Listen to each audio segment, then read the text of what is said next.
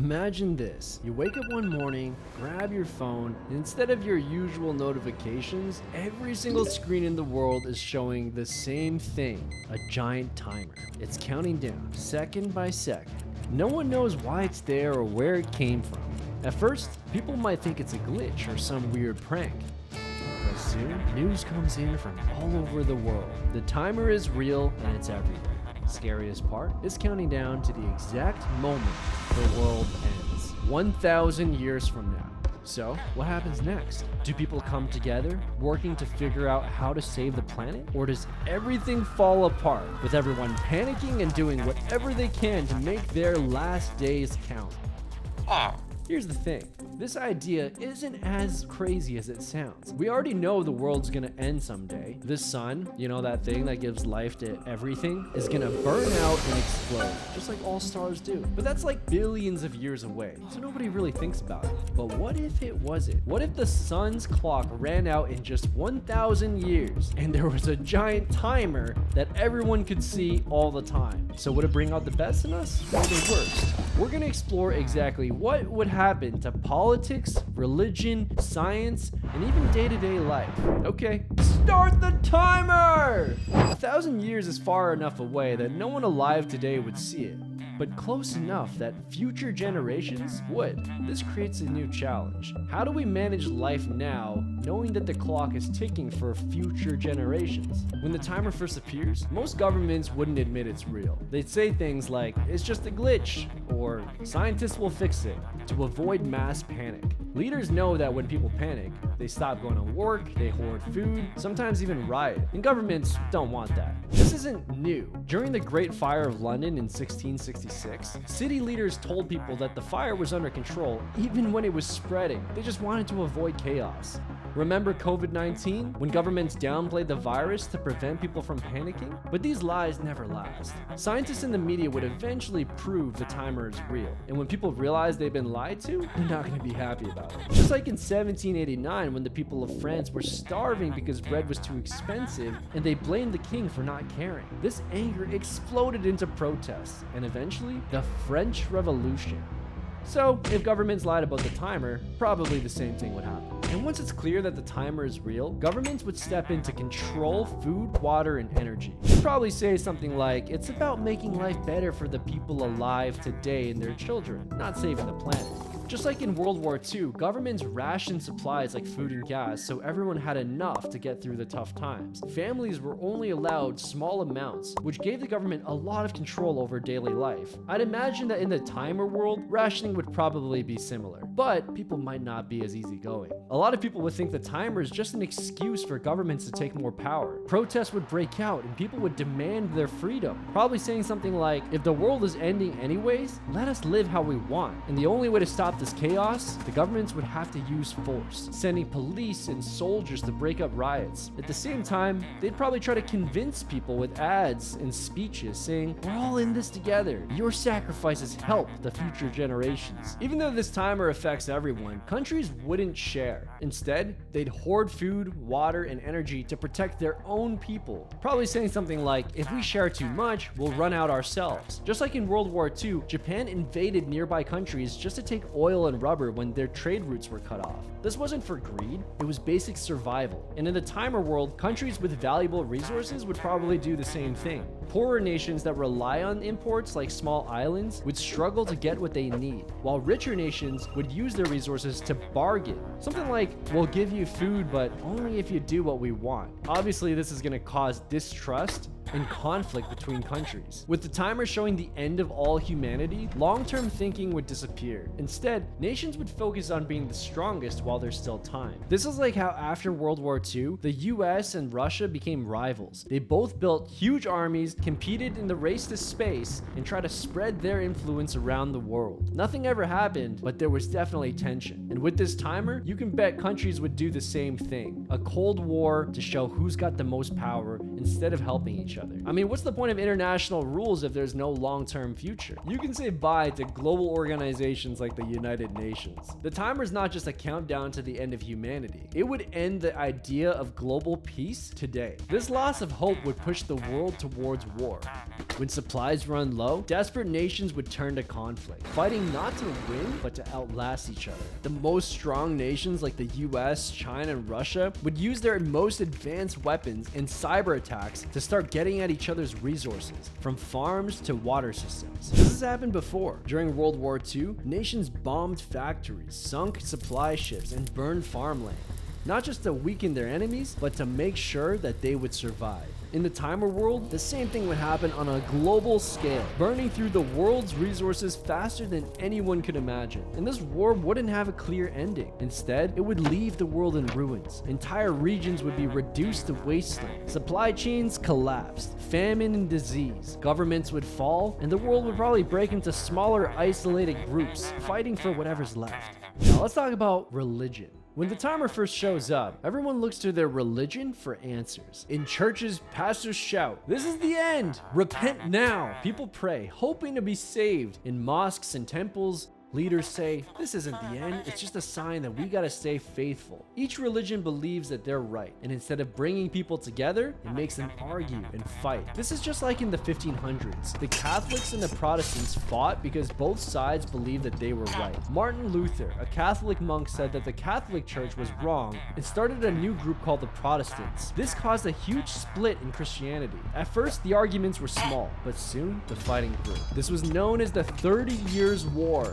That name is no joke, because it lasted for a long time and millions of people died. They fought because both groups thought that they were the true believers, and they wanted to prove the other side wrong. So in the timer world, all of the religions would probably act the same way. At first, they'd argue over what the timer means. Christians might think that this is the return of Christ, while Muslims might think this is Judgment Day. And if everyone thinks that their religion is the right one, they're gonna fight to prove it. And just like history says, the fighting would probably start small. You know, people arguing in the streets or in their homes, but soon it would grow. The 30 Years' War was brutal. Armies fought across villages, towns, and cities.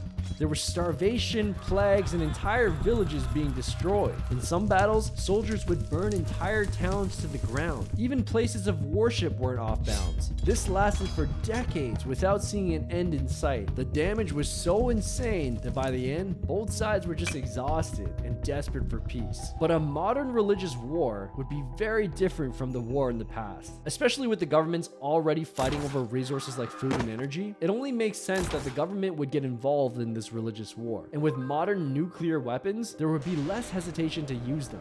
In the past, leaders were careful about using the most destructive weapons, but with the world ending, there's nothing to lose. Once one powerful country uses a nuke, others are probably gonna follow. And this wouldn't be like the 30 Years' War, which took years to escalate. With modern nukes, a single strike could destroy an entire city in seconds. And the governments might justify their actions using religious beliefs, thinking the end is coming anyways, so it's okay, I guess. This would mean that there's no chance for a peace treaty, because a modern religious war with nuclear weapons, the destruction would be so extreme that everything would be wiped out before anyone even gets the chance to stop it. Now, let's talk about science. At first, scientists and governments would probably try everything they can to survive or escape. The initial hope would be that space travel might be a way out. Right now, we're already working on sending people to Mars with NASA and SpaceX.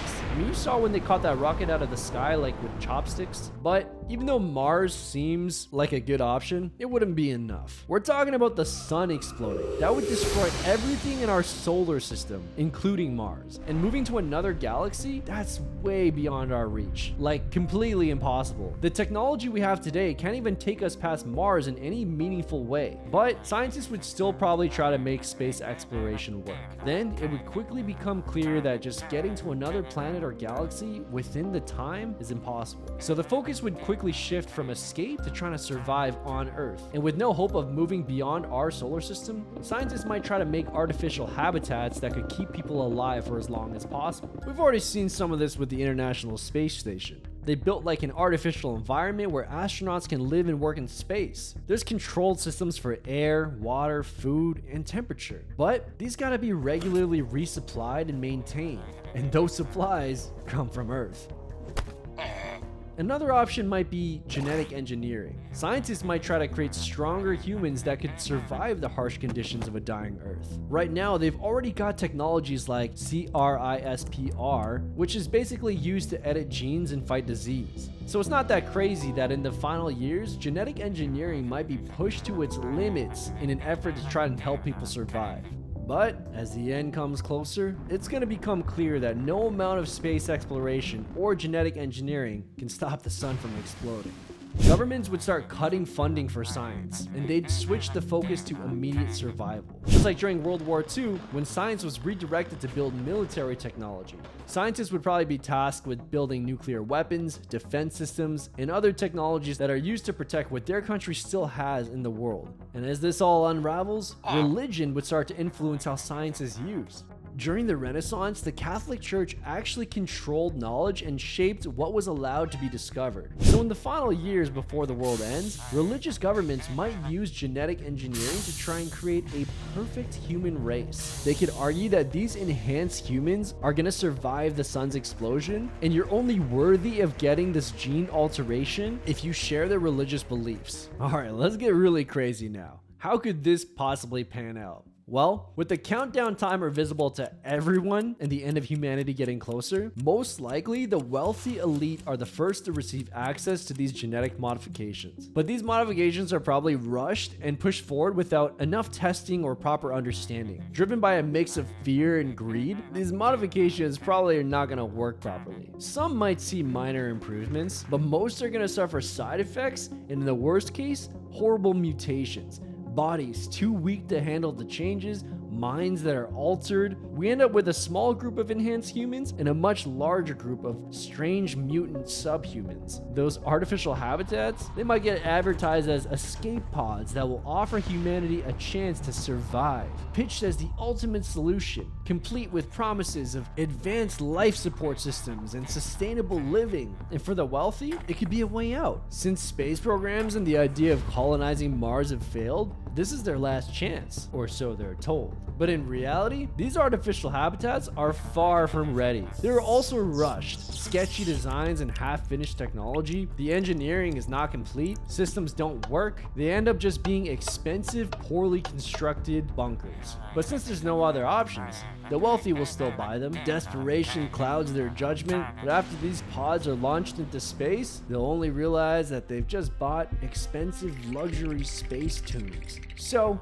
with no escape and the focus shifts to survival, governments will start using science to build up military power, nuclear weapons, cyber attacks, and bioweapons used to protect what little they have left. Science that was once used to save the planet is now being used to fight wars. Meanwhile, some of those modified enhanced humans might even believe that they're the chosen ones, claiming that their genetic superiority means that they're meant to inherit the Earth's remaining resources. So they start to gather followers who believe that these modified humans might be the return of some religious prophet. But with unchecked power and dangerous beliefs, some of these false prophets might take over nuclear codes. And boom. In the end, no matter how you look at it, through politics, religion, or science, all paths lead to the same place. But what's the real lesson here? I think it's about how important hope for the future is. Even though 1,000 years feels like it's too far away to affect anyone alive today or even their kids, if we knew for sure that humanity would end in 1,000 years exactly, it would change the way that we think about the future. And in the end, it would probably cause us to destroy ourselves, ironically, long before the timer runs out. But what do I know? I'm just a Minecraft character. See you in the next one.